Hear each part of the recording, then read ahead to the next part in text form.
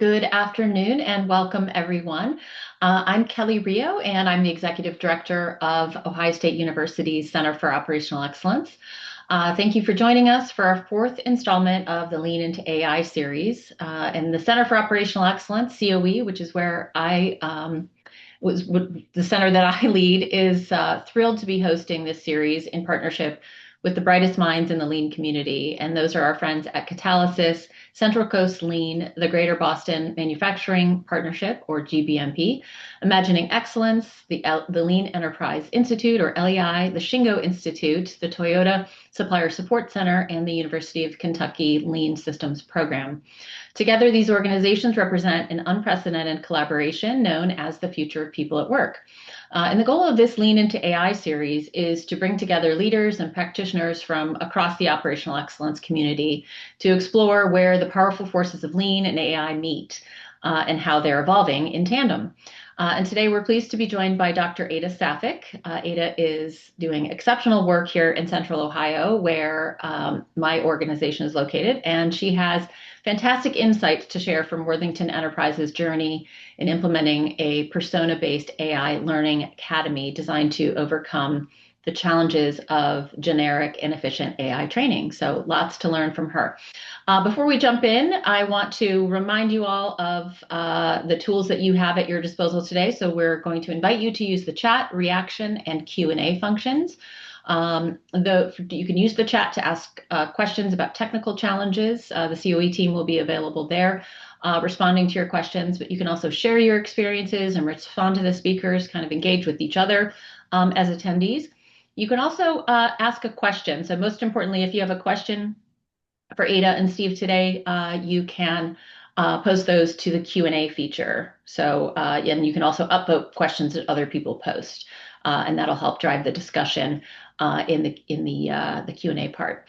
Lastly, note that this webinar is being recorded for future viewings. It will be available through the Future of People at Work media library on their website, which is fpwork. It'll also be available for COE members in our digital content archive as normal. So at this time, I want to introduce Steve Pereira, who's our MC as usual for today's discussion. Steve Pereira is obsessed with making tech human and leveraging it to deliver continuous value. Steve has spent over 2 decades improving workflow across enterprise and startup environments. He's a faculty member of LEI's Lean Tech initiatives and the lead consultant for Visible Flow Consulting, helping organizations make flow and improvement visible. So please welcome our trusty MC, Steve Pereira. Thank you very much, Kelly. Wonderful to be back. Let me introduce Ada very quickly, and then we'll dive right into our conversation for the day. So Dr. Ada Safik is an advanced analytics analyst at Worthington Enterprises, specializing in AI and data literacy, with a PhD in STEM and over a decade in experience teaching mathematics. She bridges the gap between complex analytics and real-world impact. Dr. Ada, it is a pleasure and a privilege to be speaking with you. I'm very excited to see what you have to share. I think that before you start, I just want to express my thanks for sharing your progress. I think that so many people are using AI and learning, and everybody hesitates to kind of hold their hand up and say, I learned something, or I'm doing something. And so I think it's so courageous to do this. I think it's so generous to do this. So I appreciate that very much. But I will hand you the microphone and let you take over the show. Thank you, Steve. So hopefully this will be a session that we are gonna all learn from each other.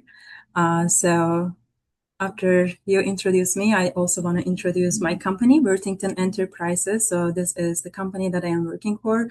So we are a market-leading designer and manufacturer of building products and consumer products. I'm not going to spend the whole time to tell you about our products, but balloon time might resonate with you. So the helium tanks.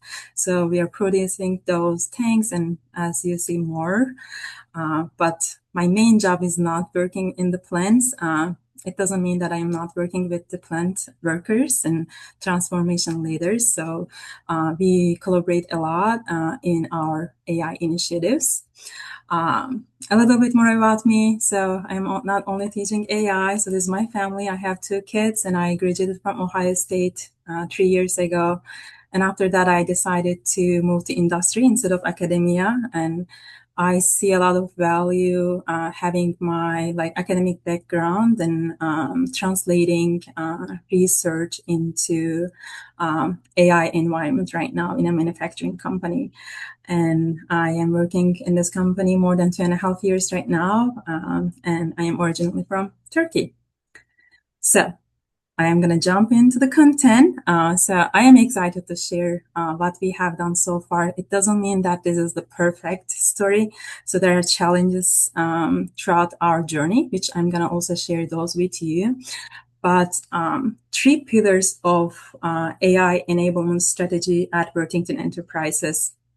Self-paced AI training. I don't know if there's any company who is not publishing AI learning tracks, upskilling in AI tracks.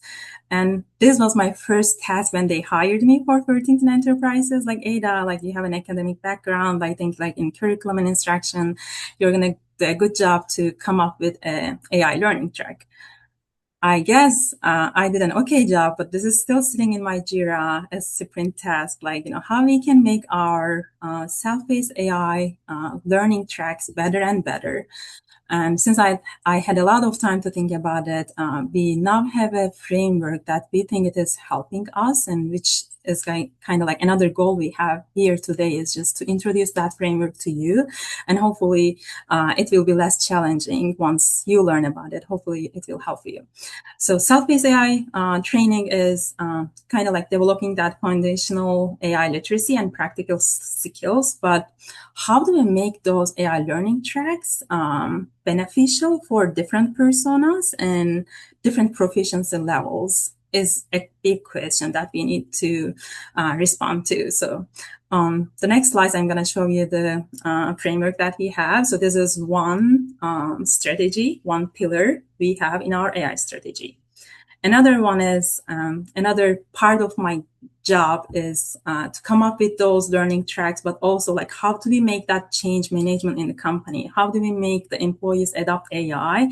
And we have AI adoption strategies that we tried, and some of them failed, some of them work. I'm going to share those with you today. And last but not least, AI workshops. So we have targeted engagement strategies that we have seen success in enabling our workforce with AI. So which I'm going to share those with you. And I can talk about the slides for an hour, and Steve, happy to jump in if you have any question on the slides that I have so far. Yeah, I think we could definitely talk about this for an hour, but the first thing that came to mind when I read the abstract and sort of started to think about this topic, I was wondering whether this was a net new initiative in the organization or if it was part of a longer term, larger scale effort. Yeah, great question, Steven. I am lucky I didn't start this from scratch. So my manager, Wenny Wong, did a great job before I started working in this company on data literacy. And when I started working in this company 2.5 years ago, they told me to extend the data literacy program with AI literacy, which was challenging, but at the same time, it was a little bit easier because we already had the baseline that people were already speaking the language of data. And I didn't even know what data literacy means, but I guess I had the mindset of data literacy from my background, which was kind of like easier for me to understand. And I loved it. Data literacy framework, that's awesome. And my job was just to build on that, the language of data, and how do we add that AI on the top of that one. So, and I guess I have a slide to talk about AI literacy a little bit. Do you want me to do that, Steve? Yeah, I think that's great. Okay. I'm curious. I wonder if you feel like this would have been a harder effort or less effective if it weren't for that foundation of data literacy. Yeah, definitely. I think that will be so hard. Like, it's kind of like, and I don't think it is kind of like, it's not impossible. You can always start with AI literacy and go back and work on the data literacy. But I think we had a strong background and a baseline with the data literacy. When there is a problem with the AI, we're like, oh, like that is a problem with the data literacy. We go and fix that one. So, and if there is any company here who didn't start their data and AI literacy program, I strongly encourage you to think about data literacy and then try to integrate AI literacy on the top of it. So, because we see the value of that one in our company. Awesome. And just to talk about, I mentioned that we have self-paced AI learning tracks, which are not just out of nowhere. They're not just LinkedIn learning courses. They're not just, random YouTube learning courses.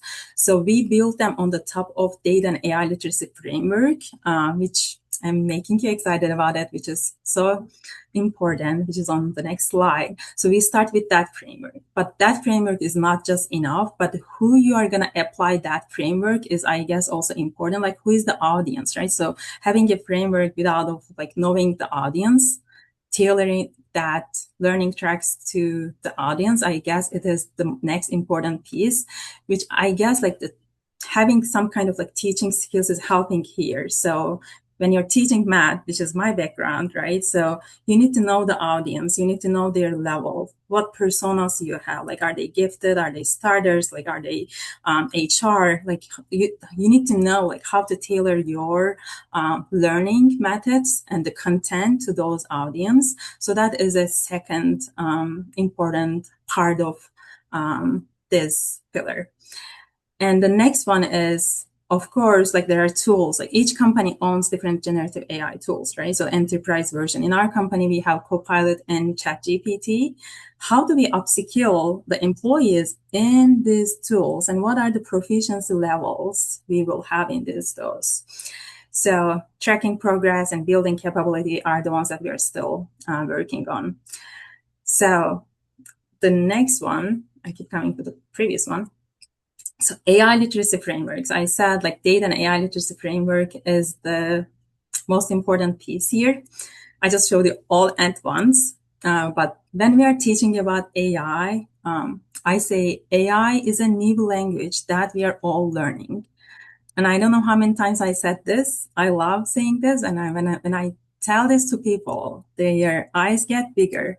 They're like, oh, I'm not the only one who is learning this new language of AI, especially if English is my second language. I can see it was a struggle for me to learn a new language, and the language doesn't come just on its own. If you just don't learn about the grammar of a new language, right? So I was so good at my English courses back in Turkey, but when I came here, it just didn't work well. So I had to have other skills, like language skills, to be able to communicate.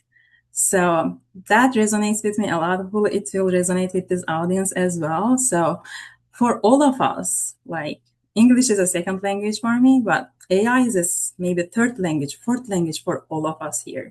So that is also the same way that my manager, Rennie Wong, introduced data. So she was teaching me data is a new language that we are all learning.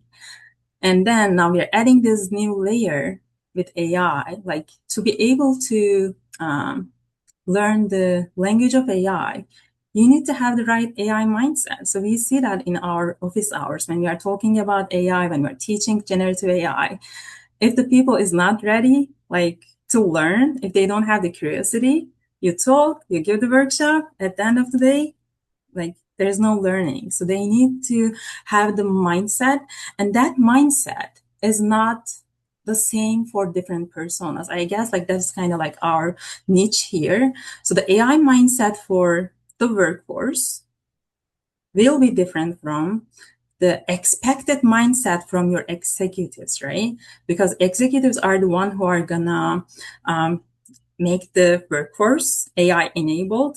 So the courses that they get on the AI mindset will be different from the courses that the workforce is getting on the AI mindset. So that's kind of like these three pillars of the AI literacy framework help me to prepare the AI learning tracks for different personas.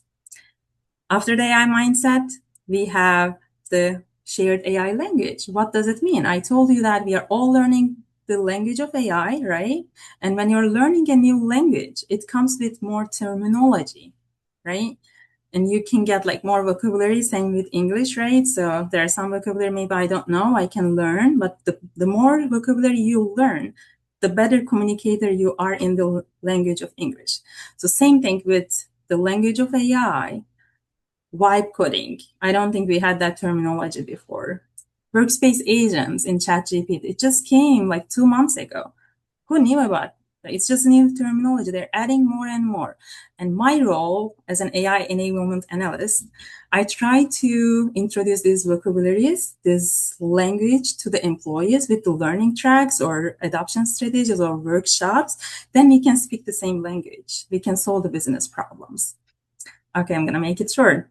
Last but not least, and I guess AI skills are the one that most companies are focusing the most. I want to upskill my, HR group in AI. I want them to be the best ChatGPT user in the world. Great. I think that is important, but it doesn't happen if they don't have the right AI mindset and if they don't have the shared AI language around that learning track. So when I kind of thought about this and relate the learning tracks to this framework, it helped me a lot. When there is a new question about AI learning, I'm like, oh, like this group, I think they might need support in the shared AI language because they are not using the word of agent in the correct way. So just wanted to introduce you. Hopefully this will be helpful, and happy to get your questions too on this one. I'm sure you have. I do think that it's, this idea of language is so critical. Not only, I was initially thinking about this idea of if you're trying to learn a new language, the most helpful thing is to have a partner that's fluent already, right? Who can kind of like correct your,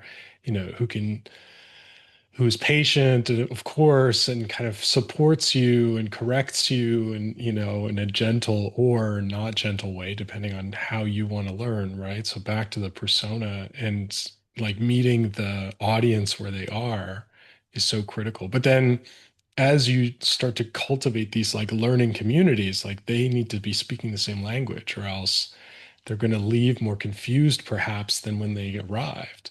So I think this language piece is very important, especially as, we want organizations to be talking about these things that they're investing in because otherwise it doesn't seem like it's important. It's like, well, they said they want this, but like we're not talking about it or we don't have a shared conversation. We have a one-way do this, which is not a great way to adopt a new practice. So I like that call out a lot. Awesome. Yeah. And to add on to what you said is like, it is basically like in business, which I am learning the business, like from my perspective, I have never worked in a business setting before. I was always in academia and teaching environment. So for me, it's a business terminology that I'm adding to my shared language as well. And in data literacy framework, the way that I learned is it is basically just to help that communication to be better because business people know the business terminology and data people, they know the data language, right? And they use a lot of like terminology. The goal was like to make that communication better than the IT people, data people, they can solve the business problem faster and, better for them. And in AI is also like changing now. Data people or IT people, maybe we are not the problem solvers, right? So it might change because business have the capability right now to solve some of their problem, but it is still that communication, right? So I always give the example of agent. when I hear the word agent, oh my gosh, like what are they talking about? Are they talking about like Copilot agent, or is it Right. Copilot Studio agent, or agent mode in ChatGPT, or is it an end solution? So many different way of describing the word of agent. I guess that is why I like to identify, make the definition of those terminology, and then speaking that language is the most important piece to me. Okay, so I will keep, you know, introducing our kind of AI learning frameworks, and please stop me if you have any questions, Steve. Sure. So remember that, like we said, so we need to have a framework, which we have the AI literacy framework. I hope that is helpful for us right now. But yes, after that framework, but who you are going to teach that content, right? In that framework, like we want people, employees to have an AI mindset, but who are those people? What groups we are talking about? For this one, we already had an initiative from our Learn and Lead team. They started McConnell Leadership Academy 6 months ago. It was really right timing for us because we were also talking about, like, how we can change our AI learning tracks, what personas we have. What we have done, since they already built that leadership academy, not specific to AI, but like finance acumen, like other leadership learning content they had in the program, but they're like, this is the technology. Can you fill that part for us? We're like, yes, we were already working on that. But what we have done is, since they already had the personas, in ours, actually, we have 4 personas, but they're kind of like leadership personas, workforce managers, we have trailblazers, and crystals. But here, I just want to give you like the generic one, like maybe you will have 3 different persona. You will have workforce, you will have managers, and you will have the executives, like 3 basic ones, right? It is up to your company. But having those different personas or like leadership level is now helping you to think about what AI mindset course my workforce needs. It will be different from what AI mindset course that my managers need, and it will be kind of different from what AI mindset course that your executive needs. So it's kind of like, with that framework, we created our filters, right? So we're like, oh, like if you have LinkedIn as a learning platform, now you can go and search for those courses with that filter, or DataCamp, which we have right now. And then that is not the only piece, the personas, because remember, I'm going to go back to this slide. The last piece was AI skills, right? So this is where most people are focusing on. And for the skills, we will have, of course, different levels, proficiency levels, like in ChatGPT. I'm going to give this example. So you cannot teach the employees, the workforce, how to use, how to create workspace agent if they didn't get that instruction on how to write a better prompt, right? Mm-hmm. So that they start with a starter level, and we have office hours, and we see like different levels of people. Some people are like, I need help to write a better prompt. Some people, they don't even know what prompt is. That is okay. So, but once they come to us, or once we see them, we kind of assess where they are in their learning. And then, okay, so they are the practitioner right now. So they are kind of using day to day, but maybe they might need help to move to be a creator level. They can create custom GPTs. They can create Copilot agent. They can create workspace agent maybe. So that kind of like putting them in levels, and it doesn't have to be 4 level for your company. You might have 5, you might have 6 already, but this is the skills part. Any question, Steve? Yeah, I do think that it's a really important point to say that you could have any number of levels here. And it's probably, I'm guessing it's best to try to fit that to any proficiency levels that you already have, right, across your workforce. If you can fit into an existing framework, then, you're not creating this fragmentation of like AI is a totally separate thing, and you need to know now both things and translate in your head. And so I like that as a clarification. I wonder about this idea of AI creators as you have people sort of doing more with AI and being, we can be very productive, not necessarily more effective. Um, have you run into any situations or have you thought about how to manage over processing or creating inventory? And these classic Mhm. problems of if we can do a lot, but there's no demand or there's no pull for it, how do you think about balancing that?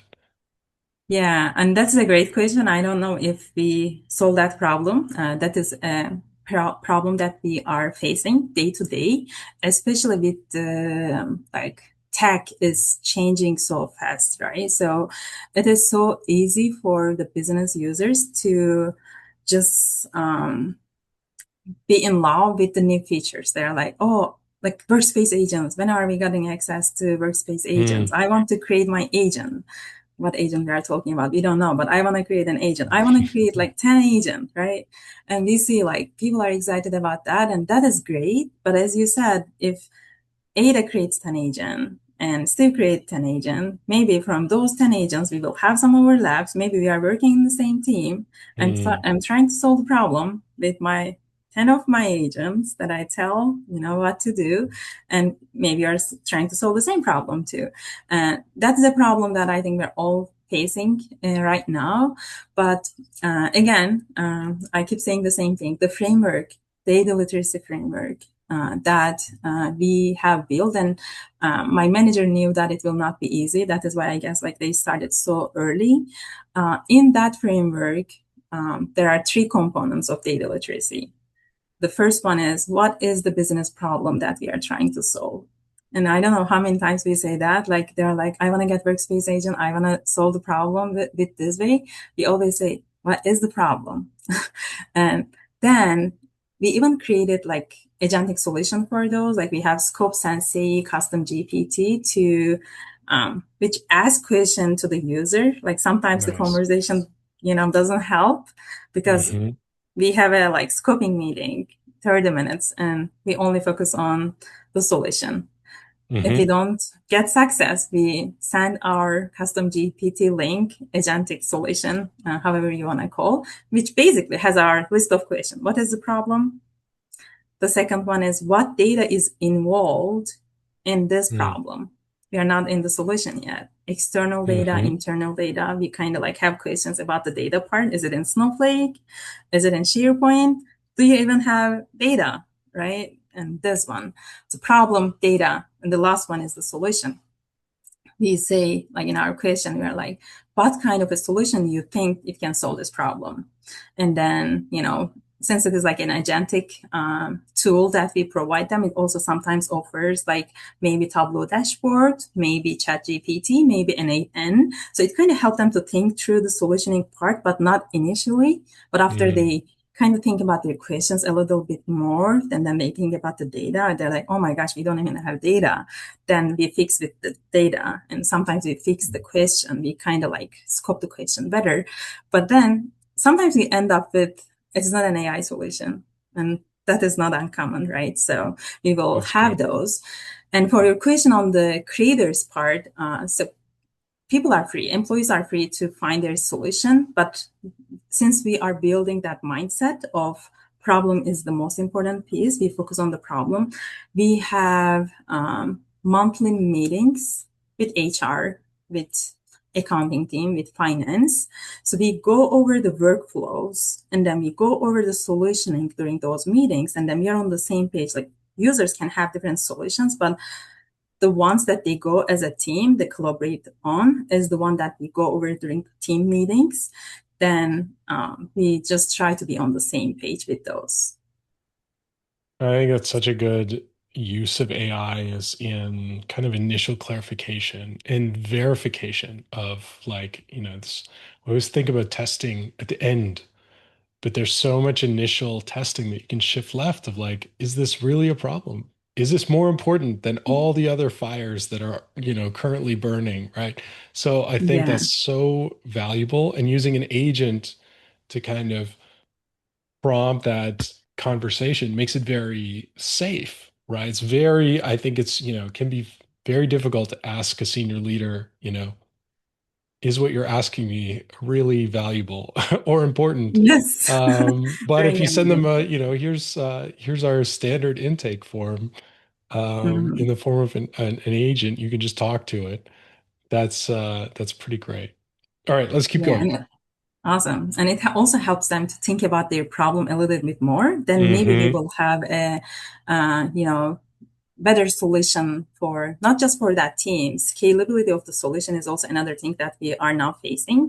If we solve that problem for finance team, maybe that Mm-hmm. solution will apply to M&A team later. So that is why in that Q&A, they also kind of think about, like then the ROI is not just for finance, it is also for Right. M&A. And maybe another use case that they have is like not even scalable, it's not even urgent, and we don't have the capability to solve that problem at that point. And then we are saying like, so this can wait a little bit. So it's kind of like helping us a little bit to prioritize the use case as well, Mm-hmm. because there are so many of them at this point. Okay, you told me to keep going. I will. So I can just personas. so I don't get stuck asking you questions about halfway through your presentation. Awesome. So we said personas like managers, workforce, executives, and we also gave you some proficiency levels. And when I prepared this, my manager asked me, great, now you have different personas and you have different like learning tracks for the learning courses for different personas. And you built this proficiency level framework, but how do you marry them? How do you merge them? And I like that question, which gave me a task to work on. So this one, you will see, like I already mentioned this, like for workforce, the mindset should be willing to experiment. For managers, the mindset should be more focusing on enabling, not just adopting. And for executives, it should be like balancing the opportunity with organizational responsibility. And again, it was kind of like solving a puzzle. And I thought like which courses that we can prepare or select from our learning environment for those mindsets. And the second one is shared language, which is really important, but it might vary from workforce. Maybe workforce need to get exposed to more of like technical terminology versus for executives, it will be more on like AI governance, which is I am learning day to day. There are so many things that we need to understand in our meetings with the security team, right?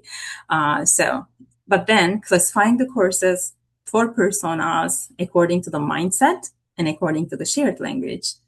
Last but not least, each of these personas needs to upskill in the Gen AI tools, which is my job to enable the workforce, enable the managers, enable the executives with the tools that we have.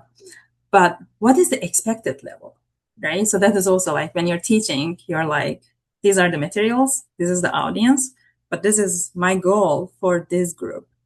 So with that, you can always have a conversation with your leaders or your managers with Learn and Lead. But the conclusion in ours was we want workforce to be at least at the creator level. We want them to build their kind of solutions, create their solutions, which is kind of custom GPT in ChatGPT side, like they're not building an end-to-end workflow, but we want them to have access to create a solution for their workflows, which is maybe for managers. I don't know if they will have time to create custom GPTs or to create workspace agents. It will be great if they do, but for managers and executives, it is like, meeting to meeting and just, creating those strategies. So that is why we're like, we want them, managers and executives, we want them to be at least practitioner level in Gen AI. They should be doing deep research. They should be like using it fluently, but not necessarily they will build solutions. Workforce can help them to build the solution and they can kind of give them feedback on those. So we kind of like set expectation. And again, this is just one way of doing it. Maybe like in your company, you want if it's a tech company, I guess, you want your executives to be shaper level, which I guess I can always go back to this one. Mhm. So it depends on your company, it depends on the context, but this really helped us to set expectation for different personas and provide them the courses, the support that they need. And I can get any question you might have, Steve. Well, I think that I think this is really great. Just a comment, like I think that breaking it out this way is like really important because it does force you to understand what is the value of this for the audience or for the, the customers of this initiative. Mhm. What not only I think what do they care about, but what should they care about? Because I think that it's very easy for people to get captivated by what's possible and forget that no, I shouldn't be building prototypes all day as a senior leader. I really should Mhm. be making space for my teams and my individual contributors to be experimenting and then be shaping taste and, providing feedback and guidance, but making sure that we have capacity and the tools and the right information, and maybe the right access to peers and connections across the organization so that we can do that most effectively. Because I hear all the time about senior executives, they go build a prototype, hand it to people and say, make this operationally live in production. And it's like they're already working on 8 things that were on the backlog already, right? Without being pushed off by the executive pet project or whatever. So I like that a lot. Definitely. Yeah. I guess it is all about that communication piece, like, and being on the same page. And again, this is just one way, but also like the question about like, sometimes we freak out, like AI is changing so fast. How do we keep up with this AI, right? So Mm, like, how do we upskill our workforce with this change, like Workspace Agent, Copilot Cover, Codex just came up with sites, right? So how do we upskill the workforce or managers and executives with those?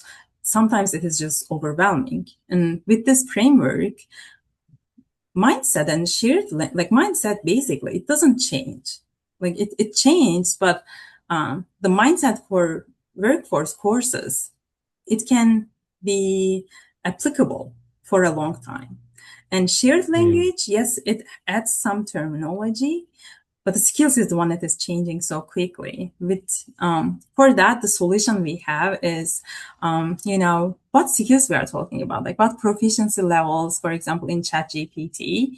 So the solution that we found is like, um, if people are going to learn ChatGPT, why don't we guide them back to ChatGPT? Because ChatGPT knows its environment more than any other learning platform. So what mhm, we have done for that one is also we built ChatGPT learning tracks in ChatGPT by using their student learn agent.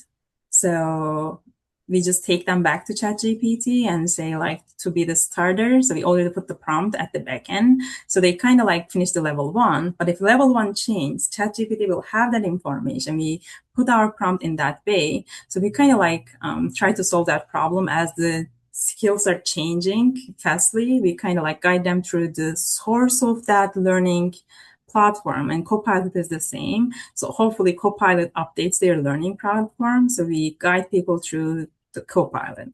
And for ChatGPT, we guide them back to ChatGPT. And in that way, we don't miss any new features that is coming to the tools. mm, And mhm. we are also covered for the mindset and the shared language courses if we pick the right learning platform, which they're kind of like keeping track of new updates to those criteria.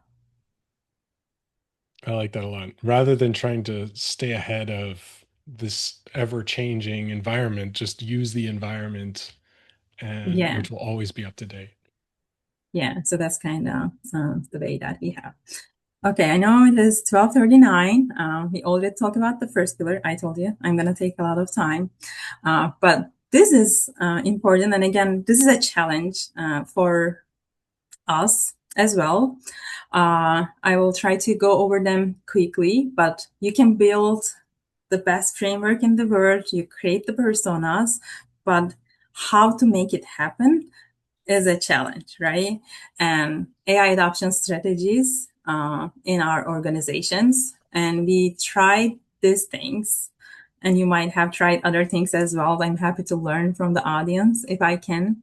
But we tried AI Champions Network. So you always have those power users. They ping you once you have a presentation for the town hall.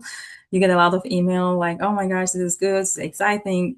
And show and tell sessions on the new features, like, you can guide them through the learning track on ChatGPT, but we just have done Claude models in Copilot show and tell session, which I think I shared with you, Steve, before when we were talking.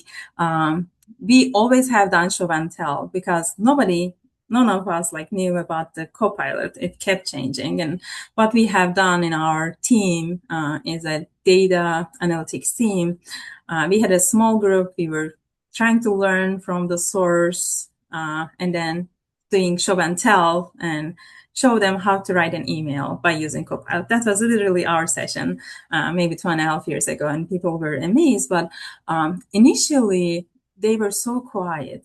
Like we were teaching, and the reaction we were getting, it was there, but it wasn't like we couldn't hear it a lot. Like we were done with the session, they say thank you, less interaction. But after 2.5 years, we recently had a show and tell on Claude models in Copilot in Excel, and I didn't do that one. So I collaborate with our AI champions, which I have been working for a long time. So they're like, oh, we need to do this show and tell on Claude because I'm saving a lot of time with this Claude model in Copilot in Excel. I really want my coworkers to learn about it because I am saving 10 hours. Instead of 10 hours, I'm just doing this in 10 minutes. And it was Clint. I'm like, yes, I was also thinking about that. I just didn't have time, and we collaborated with him and 3 more AI champions. And we had this show and tell sessions. That was a win. Initially, we were the one who were giving the sessions, and it was a quiet environment. Now it is people are coming, AI champions are coming to us. They're like, we should have show and tell. I want my coworkers to learn about it, which is great.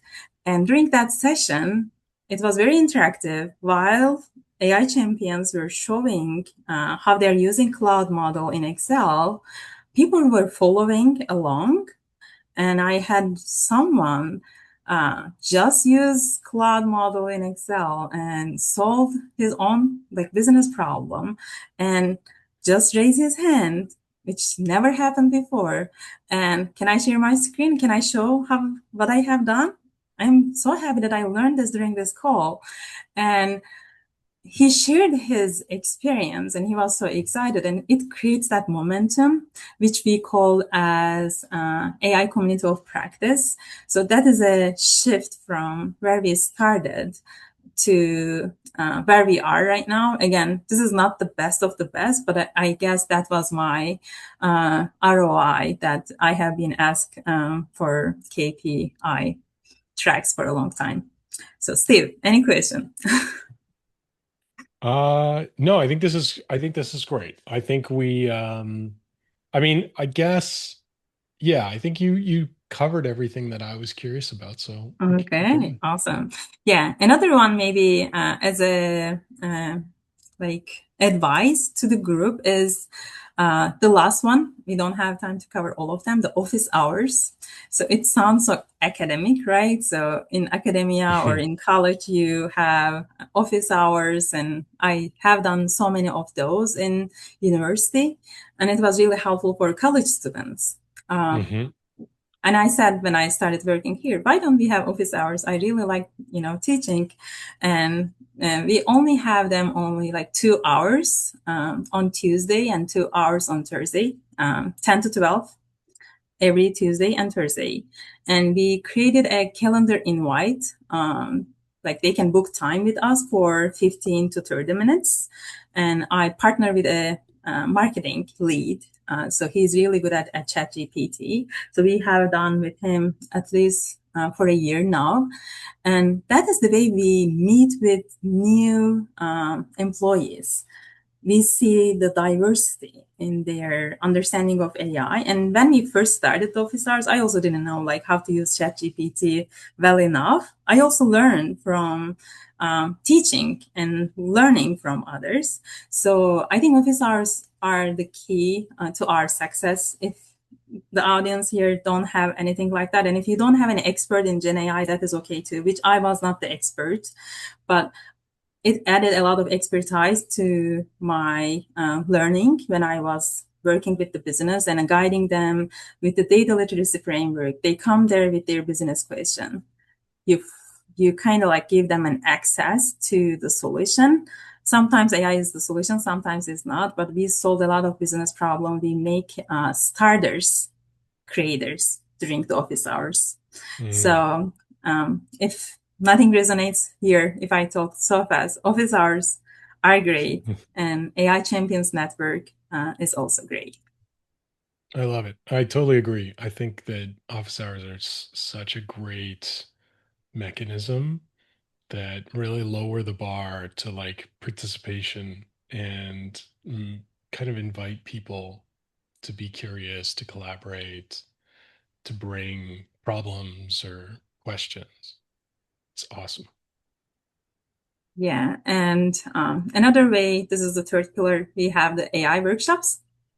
So we kind of reach the people through office hours, 101, but there are like functional areas, like HR wants to be better at AI, or finance team, they have a lot of use cases. They want to automate their processes. So with those, we have different workshops and different brainstorming strategies that we have developed. So these are only some of them. So what we try to do is don't change what we do, but kind of sneak into their current way of upskilling. For example, national sales meeting. The sales team had national sales meeting for years now. But what they do, they're like, oh, for this year, for this annual national sales meeting, can AI team can come and help us to upskill the employees. We kind of go there and we work on their use cases. Maybe we build custom solutions for their workflows before ahead. And we kind of like show them like, this is a potential solution that you can use, but these are the ways that you can build your own solutions. And these are the mindset courses if you want to take. These are the shared language courses that you want to take for different persona. We kind of introduce and encourage them to take those courses as well. Another one is like learn and lead manager workshops. So we find a lot of value and we go and then present. Sometimes we don't present. We collaborate with the AI champions in the functional area, and they present back to their team, kind of like train the trainer approach. So this is also another success story that we have. And for the last 2 minutes, I know we're going to get questions from the audience. I want to tell, it doesn't go as smooth as you might have seen on the previous slides. And again, this is a story of 2.5 years that I have seen. And we just shared the maybe success stories, what we have found success with. The journey came with challenges, and still we have a lot of challenges, right? So maybe I should have made my manager present here on the challenge, but she gave compliments a lot. But again, we have a lot of challenges. What I am going to show you on this slide is the first thing we have had 2.5 years ago was Copilot. And Copilot as a tool was not the best Gen AI tool in the beginning. I remember when I was giving Copilot training, I don't like Copilot. I want to use ChatGPT. Like while I was teaching them how to use Copilot, it was not encouraging enough. And, like you only present on the tool that people have access to as an enterprise and as an AI enablement person. But people like, I want ChatGPT, I want Grok, I want Claude, like, those kind of things. That was a challenge from my side. And it was also like, since they maybe didn't like the tool, maybe they didn't even know what that tool is. To adopt that tool was not easy. Like we had 40% adoption rate. Now it is at least 95% with the new updates. So what we have done is in those trainings, we show them the real value. Like, yes, this tool is not the perfect one right now, but these are the good use cases that you can utilize. Like in PowerPoint, the way to use Copilot right now is this. And even though like we try to make the training as valuable as it can, it didn't hit everyone in the beginning. It only hit maybe power users or AI champions. So we kind of like solved the problem of like the adoption, but only with a small group. So the second challenge was with us after we showed them the real value. The second challenge was now, great. So some people are using it a lot, but there are some people, they don't even like go to Copilot at least once in a month. So how do we solve that problem? So that was another problem that we have. And it was just Copilot during that time. And then we had ChatGPT Enterprise and it kind of changed the things. But what we started is the AI Champions program. So we trained the AI champions on the AI and the training program we have, and the AI champions go back to their team, and then they kind of help the rest of the team to start using AI. That was a success, and that was a great idea. We loved it. And we also had another challenge after that, because formalizing the AI Champions program, collaborating with HR, is AI Champion a formal role right now? Do they have time to be AI Champion? Or who is AI Champion? How do you recruit AI Champions? Or AI Champions also changed role, like they were working in M&A, now they are working in finance. So it's kind of like hard to build a program. We didn't solve that problem. We are still trying to solve that problem. It's still a challenge. But what I can say is, since we have piloted AI Champions program, now there is more interest into this program. They hear from each other. We advertise this program in the town hall. And I have now more emails from people. I want to be Summer AI. That is how we describe. And then I want to be in that program, something like that. But yeah, so challenge and how we addressed, and I know it is 12:52, so I'm gonna stop and get any questions that you might have or the audience might have. Thank you so much for listening. I hope this was helpful. Perfect timing. Perfect timing, Ada. We do have a lot of questions. The top voted question is about resistance. So can you say more about like what types of objections you faced? What kind of friction did you run into with folks who you were hoping to engage with or hoping would be, more curious or more eagerly adopting? I know you mentioned that some people are only using this, sporadically. What kind of objections have you heard? Yeah, I had tons. It wasn't like, and the resistance, like, I want to use ChatGPT instead of Copilot, was a resistance of not accepting one Gen AI tool. Why did you bring this tool to us? Like that was, maybe they're already accepting Gen AI, but they don't accept the Gen AI that we provide them. That is one type. Another one is, when I first started, it wasn't even Gen AI training. It was AI training. What is AI? And, I was just trying to see, and I was also like learning what AI is from my perspective. But I sent calendar invites and people don't come to meeting. I guess it is kind of like you send it to, because it was not like required. It was kind of like voluntary when I first started. And I started with IT and not accepting the calendar invite and don't responding to your email. So these were kind of like signs of, I don't want to use AI. They don't say it, but the way that act, or not act is telling you is they don't want to. And one of my coworkers, I have seen that, we are in the same team. And he even told me, like, initially, I really didn't want to use AI. And I was thinking like, I'm almost done with my, work here. So he's close to retirement. And he's like, I really didn't want to change the way that I work.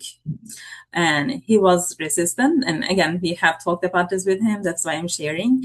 And then you should see him right now. So, because we have done this over and over, and in a way that don't pushing them just to use, but showing them the value, because I'm sitting next to him and I'm solving this problem in 10 minutes instead of 5 hours. And I kind of like talk to him. I guess I am the AI champion in that scenario. And then in the beginning, he doesn't trust. And then after he has seen the value, he's like, let me try it. So it's like sharing your experience. I guess it is helping. And some people were complaining about the hallucination, which was the case, which we don't say use AI for everything. In our training, we were saying use AI as a starting point, not an ending. I don't know how many times I said this, now I memorize it. So it can hallucinate. Yes, that is true. So then that was also another resistance. It doesn't tell me the truth. I'm not going to make a decision with AI. So that was also another type of resistance we had. And then, giving them the right mindset. Yes, it can lie back to you, but with the models getting better, it is not hallucinating as much, but that's a great way. So that's kind of like how we address them. I have a question. So Yes. I'm going to pull another question in a moment, but I had a question about how much does this effort depend on like a global vision? Like, was that a prerequisite? Was it something that you wish you had? Was like, where are we headed with all this? Like, is there a need for that level of clarity on how this all fits together? Or is it closer to like, we have this, we can use it, let's see what we can do? Yeah, I think it is both. And that's a great question, right? So, and it depends on your culture in the company. So if you do things like starting from general and go to like specifics, and if that's your culture, I think that will work. I don't know, but in ours, it is both. So top down to bottom to top. So yes, we have a strategy right now. It is time to set goals, and I know that my managers are gonna give me like, this is our AI strategy. These are the goals, and I'm gonna get like a portion of that goal. But also to be more productive, I need to experiment with something, and it is also like bottom to top. I have some use cases. Like my role is really challenging right now. Like I am trying to help a lot of people to solve their problem, also learn these new AI features. I should solve that problem for myself. So that is why I also want to experiment with the Gen AI tool. So experimenting is one thing. Another thing is also getting that strategy. And then, at the end of the year, you will report on those. And it's kind of like helping from both perspectives. Perfect. All right. Well, I believe we're at time. This has been wonderful. I appreciate you sharing. Again, I think that's so generous, and I would encourage anybody in the audience, if you've got a similar experience to share, I'd love to talk to you about it. So get in touch with us, and you could be the next guest on the series. But thank you so much, Ada. It was a pleasure. Thank you guys so much. Thank you, Ada. Thank you, Steve. We really do appreciate this so much. And again, that kind of peer-to-peer sharing is where the real magic happens here in this series. So we really appreciate it. Before we end this session, I wanted to bring a few items to your attention. First, you will receive an email link or email with the survey link following the session as usual. We'd really love and appreciate if you took a couple minutes and answer our 4 brief questions about your experience today, because the feedback will help shape the rest of this series and all the things that we do. Second, we'll be continuing this Lean into AI webinar series later this summer. Please watch your email for more details and plan to join us in August as we keep this evolving conversation going. So thank you all very much, and have a great rest of your day.